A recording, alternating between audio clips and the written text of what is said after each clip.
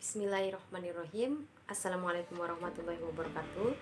Saya Isnaini Maharani, NIM 2130202316 dari kelas PAIJ.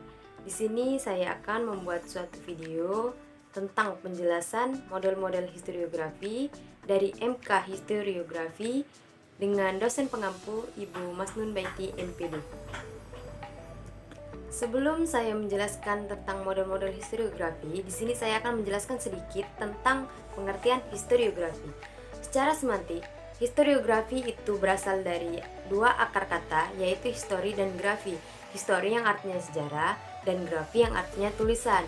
Jadi, historiografi itu adalah tulisan sejarah, baik itu yang bersifat ilmiah maupun yang tidak bersifat ilmiah. Dari yang bersifat ilmiah atau problem oriented itu adalah karya sejarah ditulis secara ilmiah dan berorientasi pada pemecahan suatu masalah atau problem solving yang tentu saja penulisannya itu menggunakan seperangkat metode penelitian. Sedangkan yang tidak bersifat ilmiah atau no problem oriented itu adalah sebuah karya tulis sejarah yang ditulis dengan tidak berorientasi pada pemecahan masalah dan ditulis itu secara naratif, juga tidak menggunakan metode penelitian.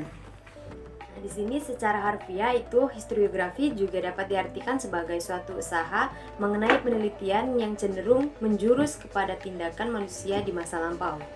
Itulah tadi sedikit penjelasan mengenai pengertian historiografi, dan di sini kita kembali ke inti, yaitu menjelaskan model-model historiografi. Nah, di sini dalam menjelaskan peristiwa sejarah, seorang sejarawan menggunakan dua model penulisan dalam sifatnya. Yang pertama yaitu deskriptif naratif dan yang kedua deskriptif eksplanatif atau deskriptif argumentasi. Baik, yang pertama yaitu historiografi deskriptif naratif. Penulisan sejarah hanya berisi kronologis fakta, peristiwa tanpa adanya suatu analisis yang lebih mendalam terhadap peristiwa yang pernah terjadi. Jadi model ini bersifat informatif. Menurut R. Muhammad Ali, model penulisan ini rangkaian kejadian dan peristiwa yang dibuat secara berjajar atau berderet-deret mengenai kronologis tanpa menjelaskan latar belakang masalah tersebut.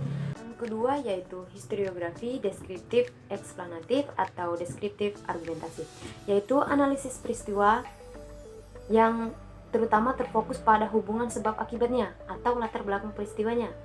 Nah, dampak peristiwa bagi generasi pada peristiwa itu terjadi serta bagi generasi setelahnya. Maksudnya itu adalah generasi peristiwa terjadi saat ini dan peristiwa generasi bagi setelahnya. Baik, itu tadi penjelasan mengenai model-model historiografi dan sedikit penjelasan tentang pengertian historiografi dari saya. Terima kasih. Alhamdulillah. Wassalamualaikum warahmatullahi wabarakatuh.